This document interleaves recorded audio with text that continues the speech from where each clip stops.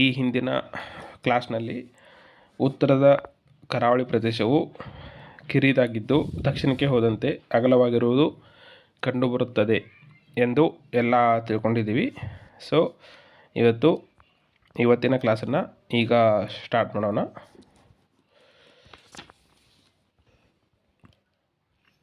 Hi ಎಲ್ಲ ನನ್ನ ಸ್ಪರ್ಧಾ ಮಿತ್ರರಿಗೆ, ವಿದ್ಯಾರ್ಥಿಗಳಿಗೆ ಇವತ್ತಿನ ಕ್ಲಾಸ್ಗೆ ಸ್ವಾಗತ. ಇನ್ನು ಕರ್ನಾಟಕದ ಕರಾವಳಿಯ ಹೆಸರು ಏನಂತಂದರೆ ಕೆನರಾ ಕರಾವಳಿ ಎಂದು ಕೂಡ ಕರೆಯುತ್ತಾರೆ ಮತ್ತು ಮ್ಯಾಕರಲ್ ಕರಾವಳಿ ಅಂದರೂ ಕೂಡ ಅದು ಕರ್ನಾಟಕದ ಕರಾವಳಿಯ ಇನ್ನೊಂದು ಹೆಸರಾಗಿರುತ್ತದೆ. ಈಗ ಎಕ್ಸಾಮ್ನಲ್ಲಿ ಇಂಪಾರ್ಟೆಂಟ್ ಒಂದು ಕ್ವಶನ್ ಈಗಾಗಲೇ ಫ್ರೇಮ್ ಆಗಿರೋದು. ಮ್ಯಾಕರಲ್ ಎಂಬುದು ಒಂದು ಡ್ಯಾಶ್ ಅಂತ ಕೊಡ್ತಾರೆ. ಏನಪ್ಪ ಅಂತಂದರೆ ಅದೊಂದು ಮೀನಿನ ತಳಿ, ಅಂದರೆ ಮೀನಿನ ಪ್ರಭೇದವಾಗಿದೆ. ಅದೊಂದು ಮ್ಯಾಕರಲ್ ಎಂಬುದು ಮೀನಿನ ತಳಿಯಾಗಿದೆ. ಬೇಕಾದ್ರೆ ಗೂಗಲ್ನಲ್ಲಿ ಅದರ ಫೋಟೋಸ್ನೆಲ್ಲ ನೀವು ನೋಡ್ಬೋದು. ಇನ್ನು ಇದರಲ್ಲೇ ಬರುವ ಒಂದು ಟಾಪಿಕ್ ಅಂದರೆ ಬಂದರುಗಳು ಅಂತಂದರೆ ಏನು ಅನ್ನೋದಾದರೆ, ಬಂದರುಗಳು ಹಡಗುಗಳು ನಿಲ್ಲುವ ತಾಣವನ್ನು ಬಂದರುಗಳು ಎಂದು ಕರೆಯುತ್ತೇವೆ. ಇನ್ನು ಹೀಗೆ ಮುಂದಿನ ಇಂಪಾರ್ಟೆಂಟ್ ಪಾಯಿಂಟಪ್ಪ ಅಂತಂದರೆ ಕರ್ನಾಟಕದಲ್ಲಿನ ಪ್ರಮುಖ ಬಂದರುಗಳು. ಮೇನ್ ಇಂಪಾರ್ಟೆಂಟ್ ಅಂದರೆ ಎಕ್ಸಾಮ್ನಲ್ಲಿ ತುಂಬ ಬಾರಿ ರಿಪೀಟ್ ಆಗಿ ಕ್ವಶನ್ ಫ್ರೇಮ್ ಆಗಿರೋದು ನವಮಂಗಳೂರು ಬಂದರಿನ ಕುರಿತು. ಇದಕ್ಕಿರುವ ಬಿರುದು ಕರ್ನಾಟಕದ ಹೆಬ್ಬಾಗಿಲು ಎಂದು. ಇದನ್ನು 1974 ಅವಧಿಯಲ್ಲಿ ಇಂದಿರಾ ಗಾಂಧಿಯವರು PM ಆಗಿದ್ದಾಗ 9ನೇ ರಾಷ್ಟ್ರೀಯ ಬಂದರಾಗಿ ಇದನ್ನು ಸೇರ್ಪಡೆ ಮಾಡಿಕೊಳ್ತಾರೆ.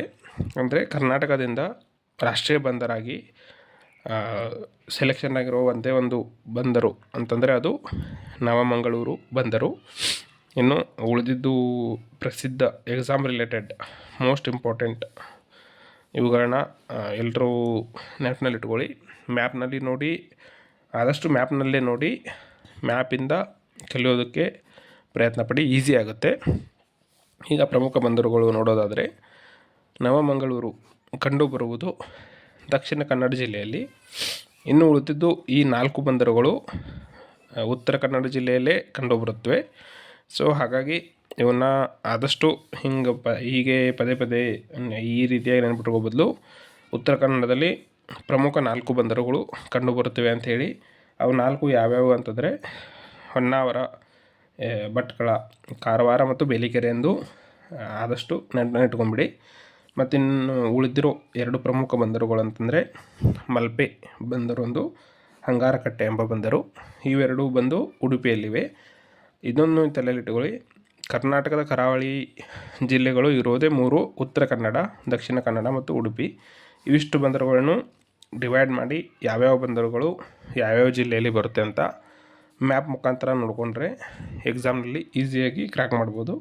ಇನ್ನು ಕರ್ನಾಟಕದ ಅತಿ ಸುಂದರವಾದ ಬಂದರು ಯಾವುದು ಅಂತಂದರೆ ಕಾರವಾರ ಬಂದರು. ಇನ್ನು ಪ್ರೀವಿಯಸ್ ಎಕ್ಸಾಮ್ಗಳಲ್ಲಿ ಕೇಳಲಾದ ಕೆಲವೊಂದು ಪ್ರಶ್ನೆಗಳು, ಮಲ್ಪೆ ಬಂದರು ಯಾವುದಕ್ಕೆ ಪ್ರಸಿದ್ಧಿ ಅಂಥೇಳಿ ಆಪ್ಷನ್ಗಳನ್ನ ಕೊಡ್ತಾರೆ. ಮಲ್ಪೆ ಬಂದರು ಮೀನುಗಾರಿಕೆಗೆ ಪ್ರಸಿದ್ಧ. ನೆನಪಿಟ್ಕೊಳ್ಳಿ, ಮೀನುಗಾರಿಕೆಗೆ ಮಲ್ಪೆ ಬಂದರು ತುಂಬ ಹೆಸರು ಮಾಡಿದೆ. ಅಲ್ಲಿಂದ ಮೀನುಗಳು ಕೂಡ ತುಂಬ ಬೇರೆ ದೇಶಗಳಿಗೆ ರಫ್ತು, ಅಂದರೆ ಬೇರೆ ದೇಶಗಳಿಗೆ ಇಲ್ಲಿಂದ ಕಳಿಸ್ಕೊಡಲಾಗುತ್ತೆ. ಇದೊಂದು ನೆನಪಿಟ್ಕೊಳ್ಳಿ. ಇನ್ನು ರವೀಂದ್ರನಾಥ್ ಟ್ಯಾಗೋರ್ ಬೀಚ್ ಇರುವುದು ಎಲ್ಲಿ ಅಂತ ಕ್ವಶನ್ನ ತುಂಬ ಸಲ ಫ್ರೇಮ್ ಮಾಡಿದ್ದಾರೆ. ಅದಿರುವುದು ಕಾರವಾರದಲ್ಲಿ, ಉತ್ತರ ಕನ್ನಡ ಜಿಲ್ಲೆಯಲ್ಲಿ.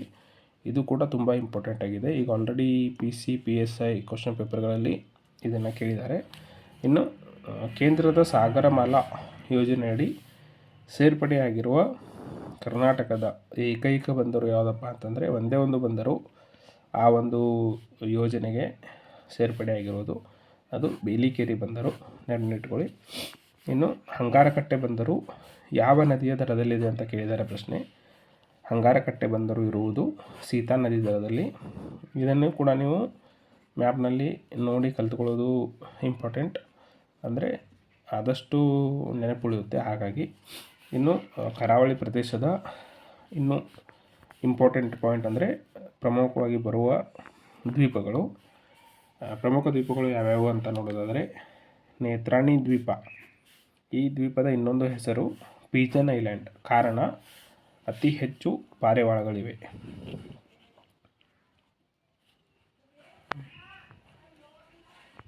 ಇದು ಇರುವುದು ಮುರುಡೇಶ್ವರ ಬಳಿ.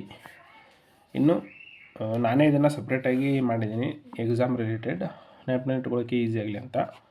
ಉತ್ತರ ಕನ್ನಡದಲ್ಲಿರುವ ದ್ವೀಪಗಳು ನೇತ್ರಾಣಿ ದ್ವೀಪ, ಅಂಜು ದ್ವೀಪ, ದೇವಗಡ ದ್ವೀಪ, ಕಾಂಜಿಗುಡ್ಡ ದ್ವೀಪ, ಕೂರ್ಮಾಡು ದ್ವೀಪ, ಅದೇ ರೀತಿ ಬಸವರಾಯನ ದುರ್ಗ ದ್ವೀಪ. ಇನ್ನು ಮಲ್ಪೆ ದ್ವೀಪ, ಇದಕ್ಕಿರುವ ಇನ್ನೊಂದು ಹೆಸರು ತುನ್ಸೇಪಾರ್ ದ್ವೀಪ ಅಥವಾ ಸೆಂಟ್ ಮೇರಿಸ್ ದ್ವೀಪ ಅಥವಾ ಕೋಕೋನಟ್ ದ್ವೀಪ ಅಂತ ಕೂಡ ಕರೆಯುತ್ತಾರೆ. ಯಾಕಪ್ಪ ಅಂತಂದರೆ ಇಲ್ಲಿ ಅತಿ ಹೆಚ್ಚು ತೆಂಗು ಬೆಳೆಯಲಾಗುತ್ತದೆ ಈ ಪ್ರದೇಶದಲ್ಲಿ, ಹಾಗಾಗಿ ಇದನ್ನು ಕೋಕೋನಟ್ ದ್ವೀಪ ಇಲ್ಲ ಸೆಂಟ್ ಮೇರಿಸ್ ದ್ವೀಪ ಎಂದು ಕರೆಯುತ್ತಾರೆ. ಈ ದ್ವೀಪ ಕಂಡುಬರುವುದು ಉಡುಪಿಯಲ್ಲಿ. ಎಕ್ಸಾಮ್ಗಾಗಿ ಇನ್ನೊಂದೆರಡು ದ್ವೀಪಗಳು ಇಂಪಾರ್ಟೆಂಟ್ ಇವೆ. ಯಾವಂದರೆ ದರಿಯಾ ಬಹದ್ದೂರ್ಗರ್ ಮತ್ತು ನಾರ್ತ್ ಐಲ್ಯಾಂಡ್. ಇವೆರಡೂ ಕೂಡ ಕಂಡುಬರುವುದು ಉಡುಪಿಯಲ್ಲಿ. ದರಿಯಾ ಬಹದ್ದೂರ್ಗರ್ ಮತ್ತು ನಾರ್ತ್ ಐಲ್ಯಾಂಡ್ ಎಂಬ ದ್ವೀಪಗಳು ಕಂಡುಬರುವುದು ಉಡುಪಿ ಜಿಲ್ಲೆಯಲ್ಲಿ. ಇನ್ನೂ ಕೂಡ ನೆನಪಿಟ್ಕೊಳ್ಳಿ. ಇನ್ನು ಕರಾವಳಿ ತೀರ ಪ್ರದೇಶ ಅಂತಂದರೆ ಸರ್ವೇ ಸಾಮಾನ್ಯವಾಗಿ ಅತಿ ಹೆಚ್ಚು ಬೀಚ್ಗಳ ಬಗ್ಗೆ ಕ್ವಶನ್ ಫ್ರೇಮ್ ಆಗಿದ್ದಾವೆ ಆಲ್ರೆಡಿ. ಇವು ನೋಡಿ, ಪ್ರಮುಖ ಬೀಚ್ಗಳು Karwar beach, Om beach, Murudeshwar beach, Maravanthe beach, Malpe beach, Ullal beach ಹಾಗೂ ಪಣಂಬೂರು ಬೀಚ್. ಇವಿಷ್ಟು ತುಂಬ ಇಂಪಾರ್ಟೆಂಟ್ ಬೀಚ್ಗಳಾಗಿವೆ. ಇನ್ನು ಕರ್ನಾಟಕದ ಕರಾವಳಿಯ ಪ್ರಮುಖ ನದಿಗಳು ಯಾವಪ್ಪ ಅಂತಂದರೆ ಕಾಳಿ ನದಿ, ಬೆಡ್ತಿ, ಅದರದೇ ಇನ್ನೊಂದು ಹೆಸರು ಗಂಗಾವಳಿ ನದಿ, ತದ್ರಿ ನದಿ, ಗಂಗೊಳ್ಳಿ ನದಿ, ಸೀತಾ ನದಿ, ನೇತ್ರಾವತಿ, ಉದ್ಯಾವರ, ಶರಾವತಿ ಮತ್ತು ಶರಾಬಿ ಎಂಬ ನದಿಗಳು. ಇವತ್ತರದ್ದು ಇನ್ನೊಂದು ಇಂಪಾರ್ಟೆಂಟ್ ಏನಪ್ಪ ಅಂತಂದರೆ ಇವೆಲ್ಲ ಪಶ್ಚಿಮಾಭಿಮುಖವಾಗಿ ಹರಿಯುತ್ತವೆ,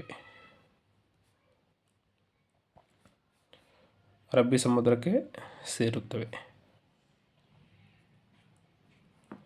ಇವೆಲ್ಲ ಕರ್ನಾಟಕದ ಕರಾವಳಿಯ ಪ್ರಮುಖ ನದಿಗಳಾಗಿವೆ. ಇನ್ನು ಕರ್ನಾಟಕದ ಕರಾವಳಿಯ ಜಿಲ್ಲೆಗಳ ಕೆಲವೊಂದು ವಿಶೇಷತೆಗಳನ್ನು ತಿಳ್ಕೊಳ್ಳೋಣ. ಕರ್ನಾಟಕದ ಕರಾವಳಿ ಜಿಲ್ಲೆಗಳು ಉತ್ತರ ಕನ್ನಡ, ಉಡುಪಿ ಮತ್ತು ದಕ್ಷಿಣ ಕನ್ನಡ.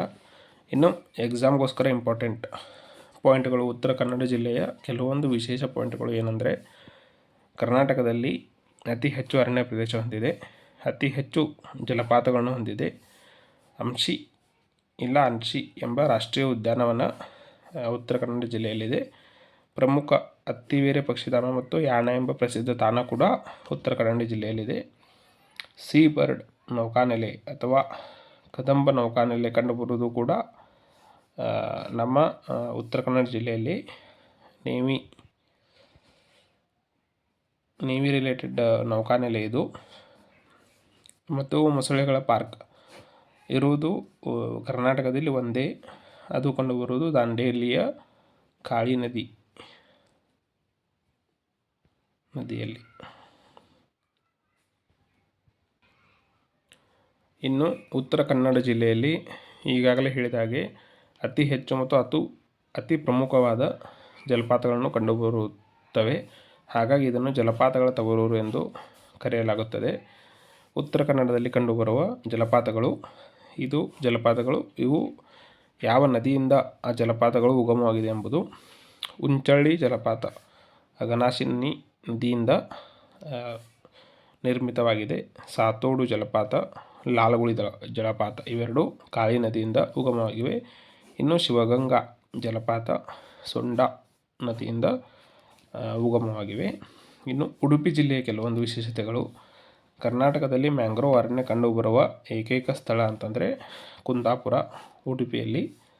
ಇನ್ನು ದಕ್ಷಿಣ ಕನ್ನಡದ ಒಂದು ಇಂಪಾರ್ಟೆಂಟ್ ಪಾಯಿಂಟ್ ಎಕ್ಸಾಮ್ ರಿಲೇಟೆಡ್ ಅಂದರೆ, ಭಾರತದ ಬ್ಯಾಂಕುಗಳ ತೊಟ್ಟಿಲು ಎಂದು ದಕ್ಷಿಣ ಕನ್ನಡ ಜಿಲ್ಲೆಯನ್ನು ಕರೆಯುತ್ತಾರೆ. ಪ್ರಮುಖವಾದಂಥ ನವಮಂಗಳೂರು ಬಂದರು ಇಲ್ಲಿದೆ.